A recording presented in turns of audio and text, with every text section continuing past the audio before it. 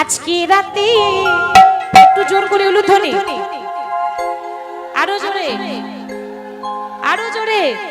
হ্যাঁ, আজকে রাতে ঘুমের ছুটি, আজকে রাতে ঘুমের ছুটি, চোখের পাতা খুলে রাখবো, কৃষ্ণ বলে বাহু তুলে আনন্দতে মোরা মাতিব। ও আজকে রাতে ঘুমের ছুটি, চোখের পাতা খুলে রাখবো, কৃষ্ণ বলে বাহু তুলে আনন্দেতে মোরা নাচব। আজকে রাতে ঘুমের ছুটি, চোখের পাতা খুলে রাখবো, কৃষ্ণ বলে বাহু তুলে আনন্দতে মোরা মাতিব। ও আজকে রাতে ঘুমের ছুটি, চোখের পাতা খুলে রাখবো, কৃষ্ণ বলে বাহু তুলে আনন্দেতে মোরা নাচব।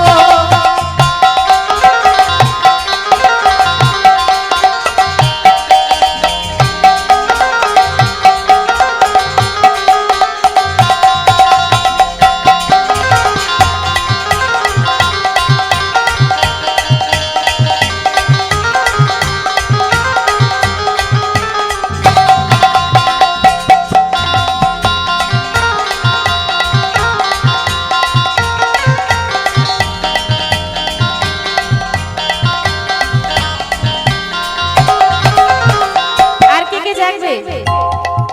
ওগো চাঁদ জেগে থাকো, ওগো তারা জেগে থাকো, ও চাঁদ জেগে থাকো, করতালি ও দিয়ে। তারা জেগে থাকো, ওগো চাঁদ জেগে থাকো, ওগো তারা জেগে থাকো, ওগো চাঁদ জেগে থাকো, ওগো তারা জেগে থাকো।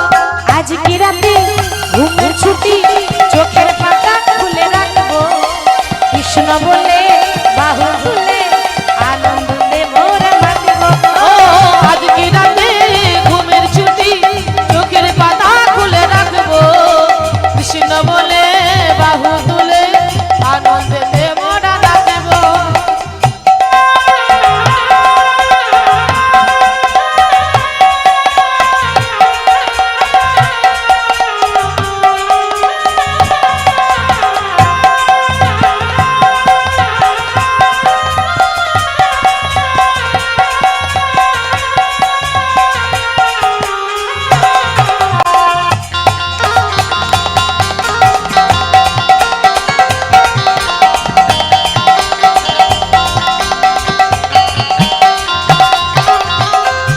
আজকে চাঁদও জেগে থাকবে, তারা জেগে থাকবে, আর কে জাগবে মা? আপনারা জাগবেন না? আজি তোমরা জেগে থাকবে, আরে আমরাও জেগে থাকবো, আজ তোমরাও জেগে থাকবে, আর আমরাও জেগে থাকবো। আজি তোমরা জেগে থাকবে, আরে আমরাও জেগে থাকবো। আজ তোমরাও জেগে থাকবে, আর আমরাও জেগে থাকবো। দেখি সবাই বাহু তুলে। আজকে রাতে ঘুমের ছুটি, চোখের পাতা খুলে রাখবো, কৃষ্ণ বলে বাহু তুলে আনন্দে মোরা মাতিব। রাতে ঘুমের ছুটি, চোখের পাতা খুলে রাখবো, কৃষ্ণ বলে বাহু তুলে আনন্দেতে মোরা নাচব। হরি বল, হরি বল, হরি বল।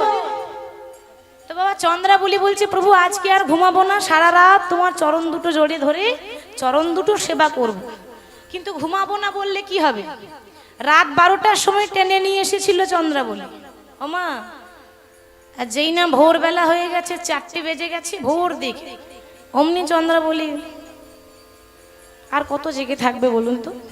সারা রাতটা কেটে গেল। একটা মানুষের আর কত ধৈর্য থাকে? হ্যাঁ, পারবে? একদম সেই ভোর পর্যন্ত কেউ জেগে থাকতে পারবে? ও যতই ভোরবেলা হয়েছে অমনি চন্দ্রাবলী ঘুমিয়েছে, আর চন্দ্রাবলী দেই না ঘুমিয়ে গেছে, গোবিন্দ মনে মনে ভাবছে যাক বাঁচা গেলাম, এবার আমি বাঁচলাম। এইবার আমি চন্দ্রাবলী যখন ঘুমিয়ে পড়লো, এরপর আমি চন্দ্রাবলীকে ছেড়ে কোথায় যাবে এবার? হ্যাঁ, ভ্রমর উড়ে চলে গেল। আরে কৃষ্ণ, এতক্ষণ কৃষ্ণ কালো ভ্রমর শালুক ফুলের ওপর বসেছিল। শালুক ফুল কে বলুন তো? চন্দ্রাবলী। শালুক ফুল জানেন তো? রাত্রে ফোটে বাবা, ওই জন্য চন্দ্রাবলীও রাত্রে ফুটেছিল শালুক ফুল, আর পদ্ম ফুল দিনের বেলায় ফোটে। এখানে পদ্ম মানে রাধারানী, শালুক মানে চন্দ্রাবলী, আর মাঝখানে কালো ভ্রমর হচ্ছে কৃষ্ণ। তা ভ্রমর উড়ে চলে গেল, সকাল হয়ে গেছে, যাচ্ছে কেমন করে? চন্দনে চর্চিত তার সবহু বলে বড়, চন্দন চর্চিত সবহু বলে বড়, চন্দন চর্চিত সবহু বলে বড়, চলে যা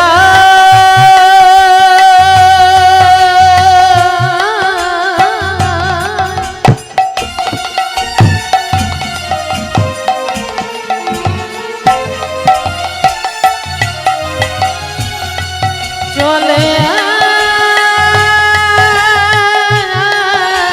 যা,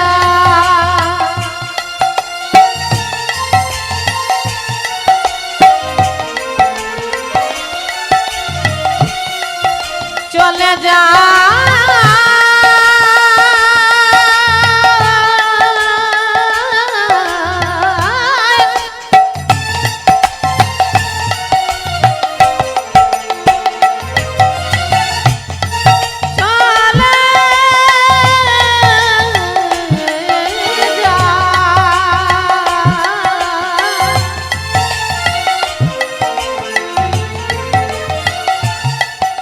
কত গরব করে, কত গরব করে চলে যা, চন্দনে চর্চিত সবহু বলে বড়, তার নীল বসন পরিধান পরিধান গো, ওই নীল বসন পরিধান পরিধান গো, তার নীল বসন পরিধান পরিধান গো, ওই নীল বসন পরিধান পরিধান গো, তার অরুণিত লোচন নয়নে যুগল ঢুলু ঢুলু, অরুণিত লোচন নয়ন যুগল ঢুলু ঢুলু, চলে যা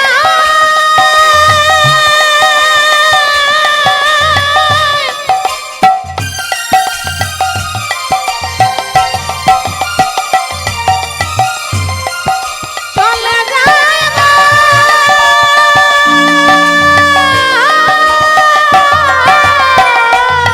ও তার অরুণিত লোচন নয়নে যুগল ঢুলু ঢুলু, অরুণিত লোচন নয়ন যুগল ঢুলু ঢুলু, মৃগদলি আওত কান, ওই দেখো আসে না গো, ওই বিগদলিয়া কান দেখো আসে না গো, ওই বদলিয়া অতকার যেন আসছে না গো, বাবা কৃষ্ণ কেমন করে আসে? যেন ঘুম ছাড়ে নাই, ঘুম ছাড়ে না, আবার ঢলে ঢলে আসে না গো, ঘুম ছাড়ে নাই, ঢলে ঢলে আসে না গো, ঘুম ছাড়ে না, আবার ঢলে ঢলে ঢলে ঢলে আসে না গো, দেখো ঘুম ছাড়ে নাই, ওই ঢলে ঢলে আসে না গো, ঘুম ছাড়ে না, বিগদলি আওয়াজ কান যেন আসে না গো, ওই বদলিয়া অতকার যেন আসছে না গো, মাগো রাধারানীর কাছে এসে দাঁড়িয়েছেন কৃষ্ণ। রাধারানী কি করে বসে আছে? আগেকার দিনে মায়েরা বসতো না এরকম ঘোমটা নিয়ে, তাই না? আগেকার দিনে মায়েরা এত বড় বড় ঘোমটা নিত, এখন আর এত বড় ঘোমটা কেউ নেয়? কি গো, নেয়? আর ঘোমটা নেয় না। আগেকার দিনে এতটা ঘোমটা নেওয়ার নিয়ম ছিল। আগেকার দিনে আরো একটা নিয়ম ছিল জানেন, ওই বাইরের থেকে শ্বশুর হোক ভাসুর হোক বাড়িতে এলে গলা সাড়া দিয়ে ঘর ঢুকত। আর সাড়া দেয়? মায়েদের বলছি, সাড়া দেয়? সাড়া দেয় না। কি করে সাড়া দেবে? এখন তো আর ভাসুরকে ভাসুর বলে না, কি বলে? আরে জোরে বলুন দাদা, ঠিক বলেছেন। আরে বর্দা মেজদা ছোটদা করতে করতে মায়েদের উঠে গেল পর্দা। কি গো তাই না? হরি বল। ওই বদ্দা মেজদা ছোটটা করতে করতে পর্দা উপর দিকে চলে গেছে, পর্দা কেউ নাই না। তো রাধারানী বসে আছে ঘুমটা নিয়ে, কৃষ্ণ ছাড়া আর কারো মুখ দেখবো না বলে। যার মুখে হরি কথা নেই, যার মুখে কৃষ্ণ কথা নেই, তার মুখ না দেখাই ভালো। আমাদের দেশে যখন মহামারী করোনা এলো তখন আমরা মুখে মাস্ক লাগাতাম, তাই না? ভয়ে, করোনার ভয়ে। এখনো অনেকে লাগাচ্ছে। তা আমি বলবো করোনাকে দেখে মাস্ক লাগাবেন না। যারা হরি নাম কৃষ্ণ নাম করে না তাদেরকে দেখে মাস্ক লাগান, কাজে লাগবে বাবা। হরি হরি বল। তাহলে কৃষ্ণ ছাড়া আর কাউকে দেখতে চাই না, ঘোমটা নিয়ে বসে আছি, অপেক্ষা। এখনো অপেক্ষা, সকাল হলো তবু অপেক্ষা। কৃষ্ণ যেই নে এসে দাঁড়িয়েছে, কৃষ্ণকে দেখলো কে? রাধারানীর বান্ধবী ললিতা। কিন্তু ললিতা কৃষ্ণকে তো চিনতে পারলো না।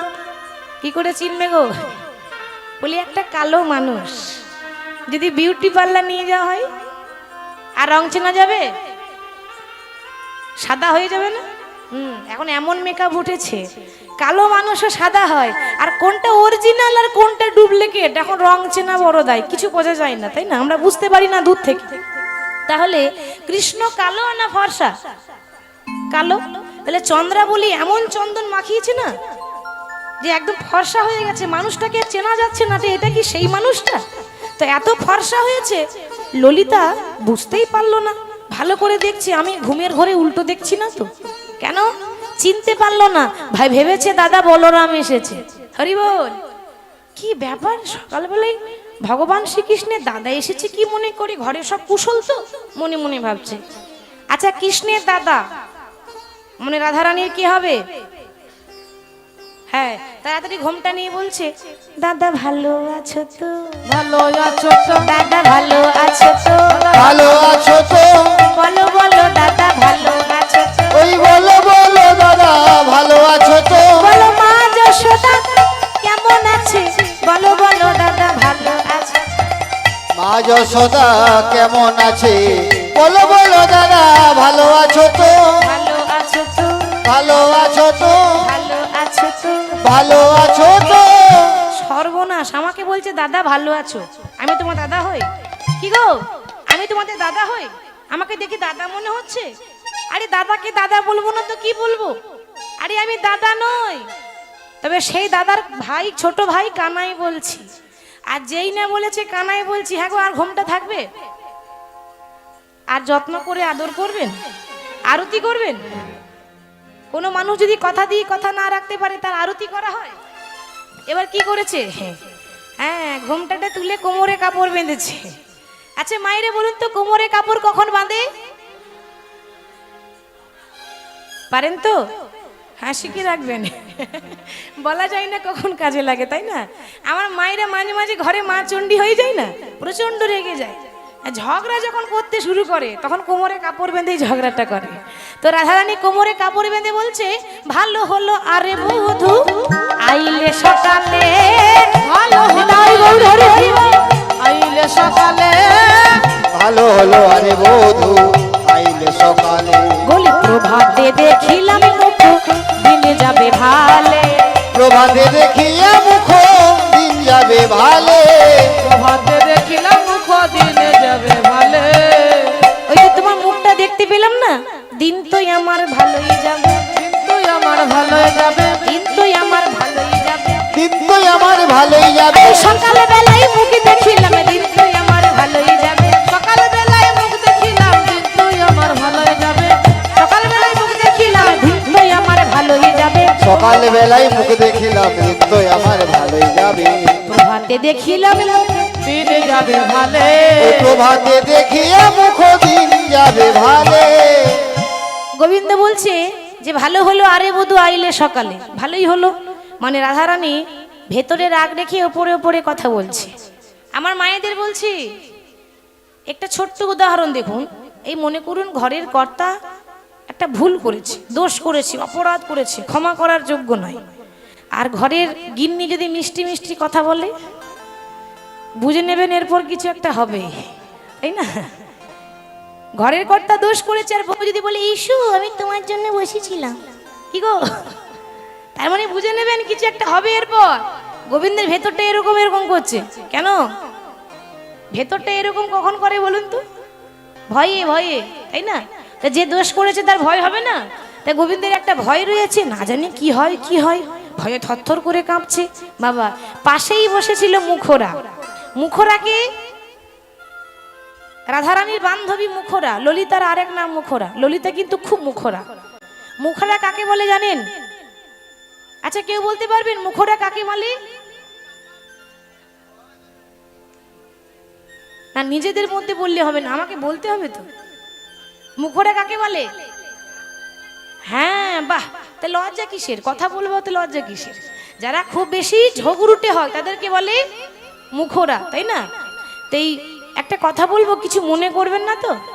বলবো, বলছি কিন্তু যারা খুব ঝগড়ুটে হয় না তাদের মুখের ডিজাইনটাই আলাদা হয়, কি গো তাই না? যারা ঝগড়ুটে হয় জীবনে হাসি নেই, জীবনে হাসতে জানে না, ডিজাইন অন্যরকম। বুঝে নেবেন, মুখ দেখে বুঝে নেবেন মানুষটা কিরকম হতে পারে। মানুষের মুখ দেখলে অনেক কিছু বোঝা যায় যে কিরকম হতে পারে মানুষটা, তাই না? তো ললিতা জীবনে হাসতে জানে না, এত মুখরা। তো ললিতা বলছে দেখো বধূ, আমাদের রাধারানী হচ্ছে সরলা অবলা, ও তো কথা বলতে শেখেনি, কথা আমি তোমার সঙ্গে বলবো। কি কথা? না আমার সামনে এসে বসো তো, প্রতিদিন তোমাকে যেমন দেখি আজকে তো তা দেখছি না। কেন আজকে কেমন দেখছো? তোমার নীল পাটের শাড়ি কোচারো বলনে, নীল পাটের শাড়ি কোচারো বলনে, নীল পাটের শাড়ি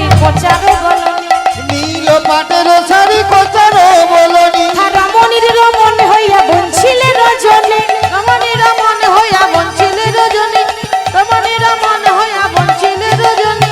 ওরে অভিশাখা, এই দেখ দেখ দেখ দেখ দেখ, আমার মনে হয় কি জানিস, ভালোই দাগ দিয়েছে, ভালোই দাগ দিয়েছে, ভালোই দাগ দিয়েছে, ভালোই দাগ দিয়েছে, এ দাগ ধুলেও যাবে না সখী, ভালোই দাগ দিয়েছে, ধুলেও যাবে না সখী, ভালোই দাগ দিয়েছে, সখীরে ধুলেও যাবে না সখী, ভালোই দাগ দিয়েছে, ওই ধুলেও যাবে না সখী, ভালোই দাগ দিয়েছে।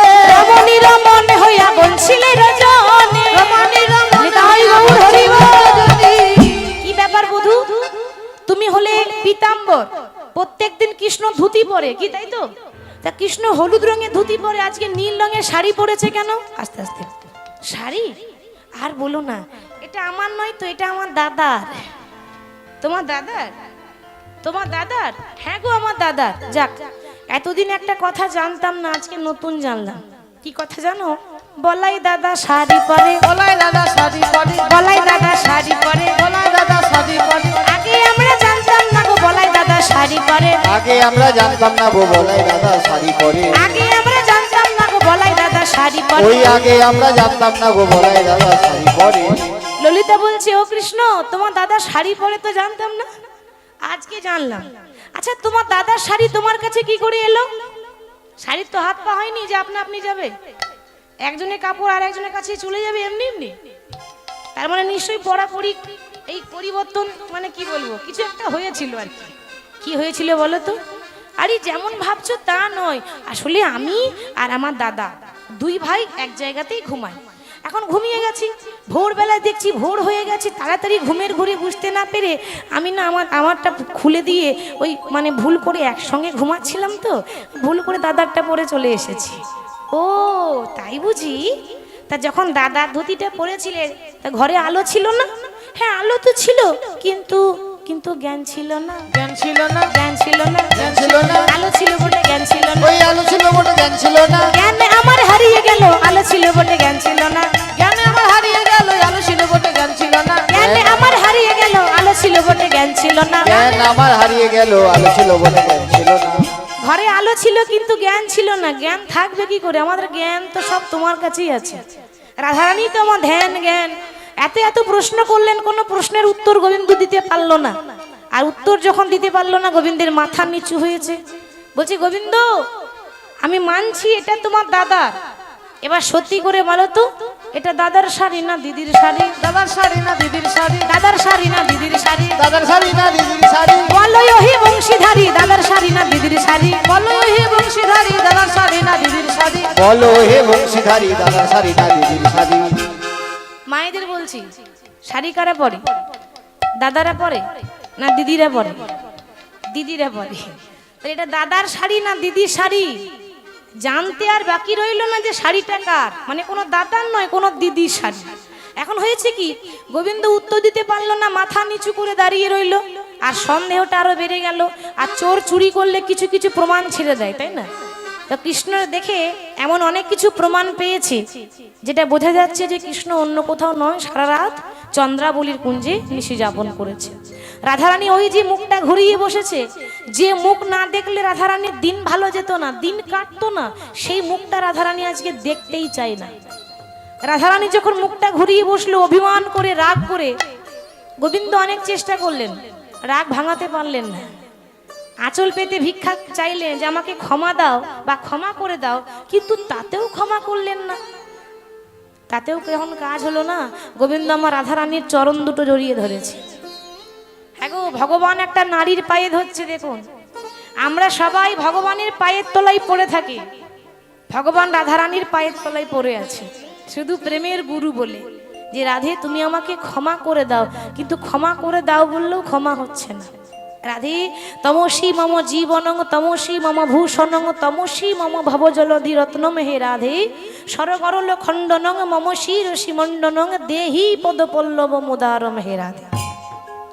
অর্থাৎ তোমার চরণ দুটো আমি জড়িয়ে ধরি, তুমি আমাকে ক্ষমা করে দাও, কিন্তু কিছুতেই রাধারানী ক্ষমা করে দিল না। ওই যে অভিমান করে বসে আছে, কৃষ্ণ মনে মনে ভাবছি, আমি যখন বিনা দোষে অপরাধী হলাম, আজ রাধারানী যখন আমাকে ভুল বুঝলো, আমি আমার জীবনটাই রাখতে চাই না। আমি এমন কোনো অন্যায় করিনি, আমার ভক্ত আমাকে জোর করে টেনে নিয়ে গেছে, আমি শুধু কথা দিয়ে কথা রাখতে পারলাম না, এটাই আমার দোষ। কিন্তু এর থেকে কোনো বেশি আমি দোষ করিনি, অন্যায় করিনি। তবু যখন আমাকে ক্ষমা করলো না, আমিও বাঁচতে চাই না। গোবিন্দ চলে গেলেন যমুনার তীর। যমুনার তীরে রাধা রাধা নাম লিখে কৃষ্ণ গড়াগড়ি দিচ্ছে। আর অনেকক্ষণ পর, নারী জাতি তো আর কতক্ষণ রাগ করে থাকবে? কি গো মায়েরা, রাগ করেন তো? রাগ করেন তো? মায়েদের রাগ বেশিক্ষণ থাকে না, থাকে? দেখবেন যখন রেগে যায় তখন একদম মা চণ্ডী হয়ে যায়, তারপর দেখবেন আবার রাগ কমে যায়। কিন্তু মায়েদের একটা কথা শিখিয়ে দিই, যদি রাগ করে থাকতে পারেন তাহলে লাভ আছে আপনাদের, তাই তো?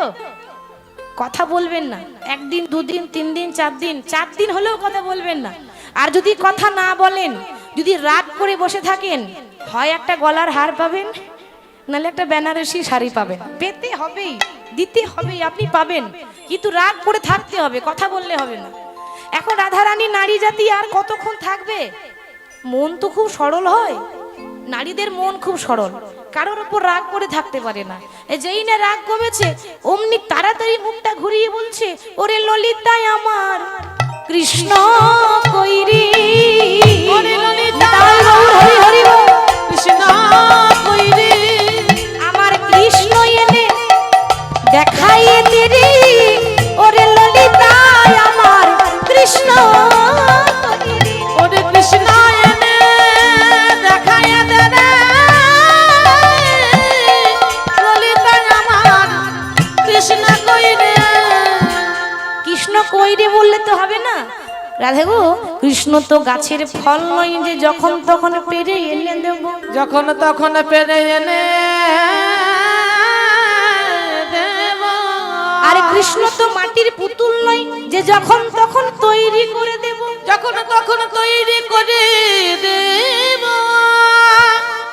দেখ, চিন্তা করিস না, কিছু একটা ব্যবস্থা তো হবেই।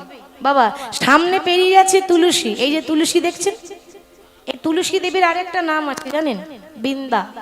তো এই বৃন্দা বলছে, রাধে তুই চিন্তা করিস না, কেউ পারুক বা না পারুক আমি আছি, প্রত্যেকদিন যুগল করিয়ে দিই, আজ না হয় আরেকবার করিয়ে দেব, আমি তোর কৃষ্ণকে এনে দিয়ে তোদের দুজনের যুগল মিলন করাবো, একটু বস।